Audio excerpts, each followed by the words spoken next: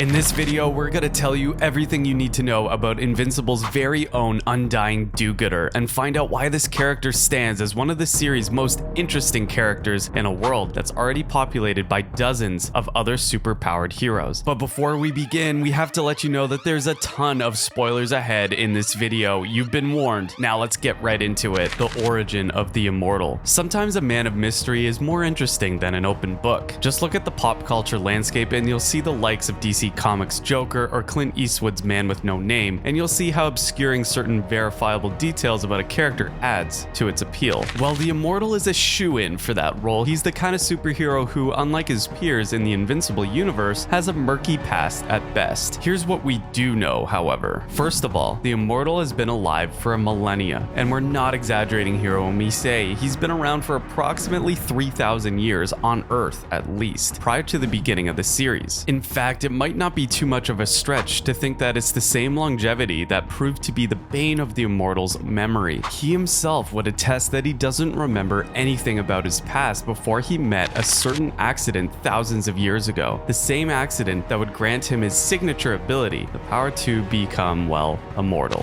His amnesia goes so deep that the Immortal doesn't even remember his real name, but he has taken on various personas throughout his ages-long existence. 1,000 years and some change after gaining his superhuman abilities, the Immortal would find himself in medieval Europe as a knight in service to the legendary King Arthur. There, he took upon the identity of Sir Lancelot until that kingdom's eventual downfall. Hundreds of years would pass, and in the Age of Conquest in the late 15th century, the Immortal would re-emerge as an explorer named Christopher Columbus. Time would pass as it always does, and the Immortal would next reappear as a soldier in the American Revolution from the mid to late 18th century in North America. And most interestingly, he would assume what might be his best known alter ego in the form of Abraham Lincoln, the 16th president of the United States. Upon Lincoln's quote-unquote assassination, the Immortal would lie low and only reappear decades later at the beginning of the 20th century, where he became a soldier yet again, this time during the First World War. A couple more decades pass and the Immortal would finally don the tights and serve the world as a superhero. During his time working as a costume vigilante, the Immortal would eventually meet Cecil Stedman, director of the Global Defense Agency, the man who would draft him into the world's first superhero team, the Guardians of the Globe.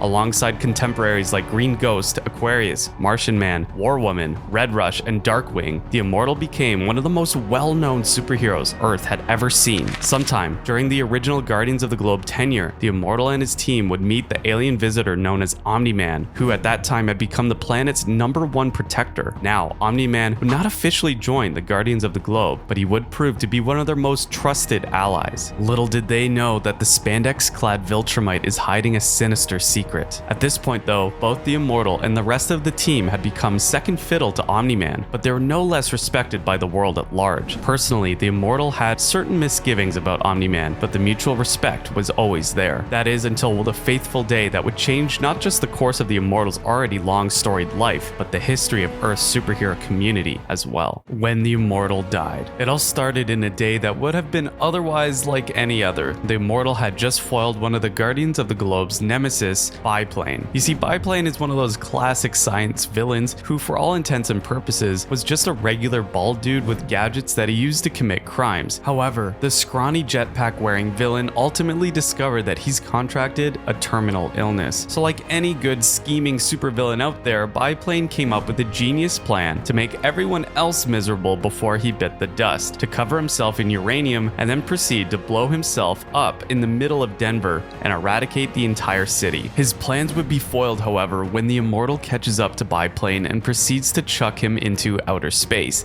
And just like that, Denver is safe once again. But unknown to the Immortal, however, Omni-Man has been using his beacon to summon all the Guardians of the Globe to their base in Utah to gather them up in one place and proceed with his secret plan: eliminate Earth's greatest superheroes to prime the planet for Viltrumite invasion. The Immortal receives a beacon from their base as well, right after defeating Biplane, so he flies off and makes his way to Utah, goes past the building's security measures, and finds all the other Guardians of the Globe within. They're confused. The signal the rest of the team received came from the Immortal. Meanwhile, he believed that one of the Guardians had called for him. They wouldn't get to clarify things any further, however, as Omni-Man suddenly appears before them them and proceeds to brutally murder each and every one of the Guardians of the Globe. Earth's greatest superheroes fall victim to the Viltrumite one by one until only the Immortal is left. They put up a good fight against Omni-Man, at least by Earth standards, but all they can manage is give the turncoat flesh wounds that he would eventually recover from as he plowed through their ranks in a bloody massacre. With the Immortal the only Guardian of the Globe standing, Omni-Man approaches him, ready to deliver a fatal blow that would leave Earth open to a full-on Viltrumite takeover. In his dying breath, the Immortal tells Omni-Man that he never liked him one bit, to which Nolan replies by saying that the feeling was mutual, before chopping off the millennia-old hero's head with his bare hand. It's almost ironic seeing a character named the Immortal, well, die. Again, almost. Because sometime later, after the Immortal and the Guardians of the Globe were laid to their final resting place and buried deep underground, a couple of brawny blue-skinned geniuses would enter the picture. You can't keep a good Immortal down. One night, a group of weird teenage fanboys tried digging the Immortal's grave in hopes of harvesting his blood and consuming it, thinking that ingesting his superhuman fluids would give them the same powers he did. Their theory wouldn't be put to the test, however, as the Mauler twins, the world of Invincible's resident criminal geniuses, foil the kids' plan. They're not in it for philanthropy though, make no mistake about that. They have other plans for the Immortal. Specifically, they stole the Immortal's severed head for themselves with the goal of reanimating the superhero and turning him into their personal henchman. Now, as we've said, the Mauler twins are expert geneticists and geniuses. They're the best in the world, so their plan works, well, half of it does. Ultimately, they successfully bring the Immortal back to life, but the superhero manages to break out of his shackles and escape the twins' custody before they could brainwash the man. So where does a superpowered Immortal with an axe to grind head to after coming back to life? You'd think that a man with literally thousands of years of life experience and a recent brush with death would be a little bit more cautious,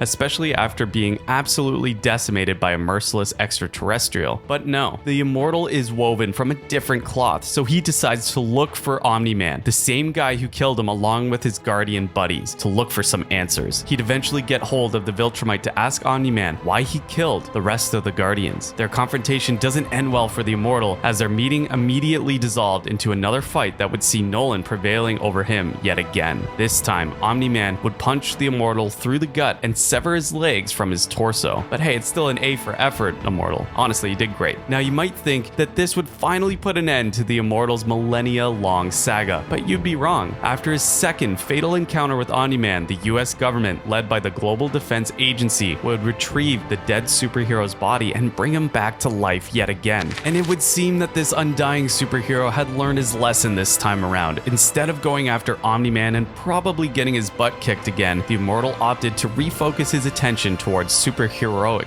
efforts. Cecil Stedman successfully entices him to rejoin the all-new, all-different Guardians of the Globe, consisting of a younger generation of superheroes, to serve as its field leader. He even manages to get himself in a romantic relationship with one of his new teammates, Duplicate, and they end up starting a family together. From there, life would go on for the Immortal as the rest of the Invincible universe focused on its main hero, Mark Grayson, but by no means does this spell the end for the Immortal's exploits. The alternate Immortal. In a curious turn of events, Mark Grayson, the superhero known as Invincible, would find himself transported back in time to an alternate universe at a time when he first got his powers, right around the time before Omni-Man was about to spring his plan to murder the Immortal and the original Guardians of the Globe. With the knowledge of what's to come, Mark confronted his father, Omni-Man, to try to stop him from killing the Guardians, but the Viltrumite wouldn't hear any of it, so Mark rushes to the Guardians of the Globe's Utah base to warn them about his dad's impending treachery. He gets there in time and the Guardians hear him out. It's one thing to be convinced, but it's a whole other thing to do something about it. As in his original universe, Omni-Man would arrive at the Guardians' lair and successfully murder nearly each and every one of them. There's one glaring difference here though, as the Immortal manages to survive Nolan's attack even after having his heart literally ripped from his chest. Ultimately, this timeline's version of Cecil Stedman would catch wind of Omni-Man's attack and subdue the Viltrumite. From what it's worth though, Immortal might always get his butt kicked by Omni-Man, but at least he didn't get absolutely owned in this universe. Eventually, Mark would be able to return to his original timeline, but with a caveat: it's been 5 years since he disappeared from the world. At this point in time, the Immortal had re-established himself as one of the Earth's greatest superheroes along with his other defenders. He would eventually mend his relationship with Omni-Man, who has since become the new emperor of the Viltrumites. The Immortal would regularly team up with him and other heroes like Tech Jacket and the reformed supervillain Robot. It's a successful team up too, as they were able to repel an alien race known as the Technicians from conquering Earth, and from there, the book closes on the Immortal and the rest of the Invincible universe.